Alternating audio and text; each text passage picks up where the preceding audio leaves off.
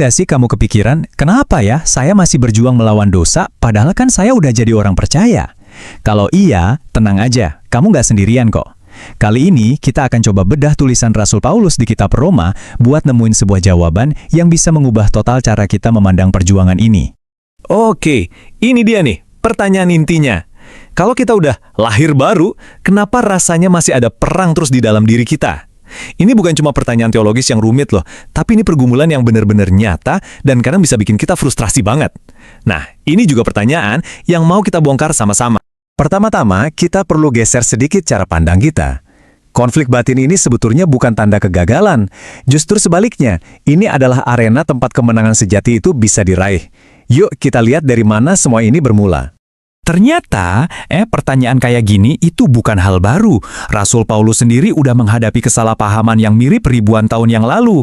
Waktu itu ada yang mikir, wah kalau kasih karunia Tuhan itu gede banget, ya kenapa nggak terus saja berbuat dosa? Paulus menjawabnya dengan sangat tegas, dan jawabannya inilah yang jadi inti dari solusi yang akan kita bahas.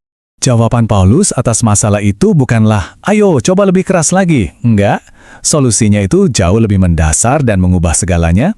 Yaitu, kita harus sadar dan paham bahwa kita telah diberi identitas yang sepenuhnya baru di dalam Kristus. Jadi, apa sih maksudnya identitas baru? Nah, Paulus menggambarkannya sebagai persatuan dengan Kristus. Ini bukan cuma ide yang abstrak ya. Secara rohani, setiap orang percaya itu udah melewati 3 tahap yang sama persis dengan Kristus. Kita mati bagi cara hidup yang lama, kita dikuburkan bersamanya, dan kita dibangkitkan untuk menjalani sebuah hidup yang benar-benar baru. Nah, ini dia poin kuncinya. Keselamatan itu ternyata lebih dari sekedar dosa-dosa kita diampuni. Ini adalah perubahan status total. Kamu itu bukan lagi orang lama yang cuma sekedar dimaafin, tapi kamu adalah ciptaan yang baru secara fundamental. Beda banget. Disinilah nih kita seringnya kepleset. Kita cenderung hidup berdasarkan apa yang kita rasain, bukan berdasarkan apa yang udah jadi fakta.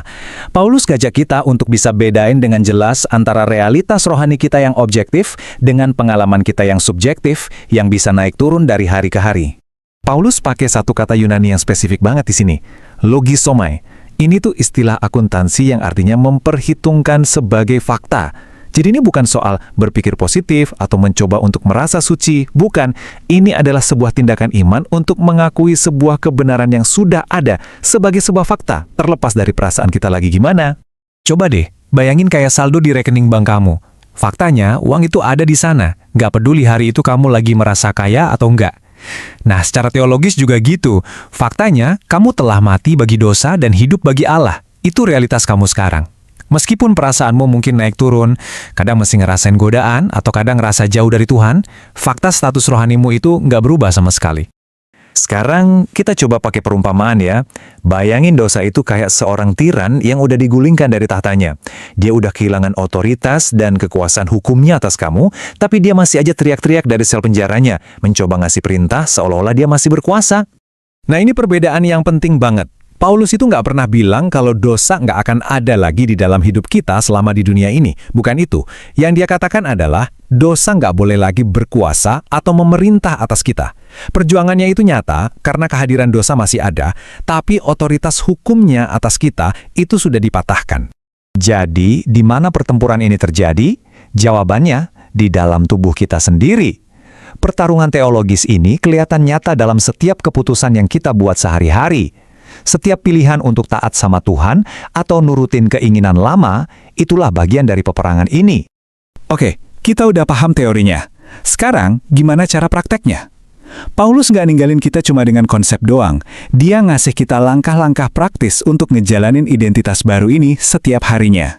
Pendekatan Paulus ini cerdas banget karena menghindari 2 jebakan yang umum. Di satu sisi, ada legalisme, yaitu berusaha jadi suci dengan kekuatan sendiri. Di sisi lain, ada pasifisme, cuma nungguin Tuhan bekerja tanpa kita ngapa-ngapain. Dua-duanya keliru. Kemenangan sejati itu adalah kombinasi dari kuasa Tuhan dan respons aktif dari kita.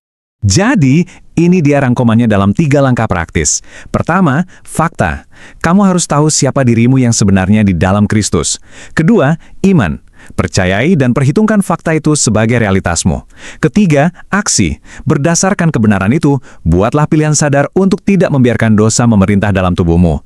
Inilah pola hidup yang baru. Jadi, di manakah perang rohani kamu yang sesungguhnya dimulai? Kita seringkali ngelihatnya sebagai pertempuran melawan kekuatan di luar sana, tapi Paulus ngingetin kita bahwa garis depan pertempuran yang sebenarnya itu ada di dalam diri kita. Kemenangan itu nggak dimulai dengan melawan iblis, tapi dengan memahami siapa dirimu di dalam Kristus, lalu hidup sesuai dengan identitas baru itu. Disitulah kunci kemenangannya.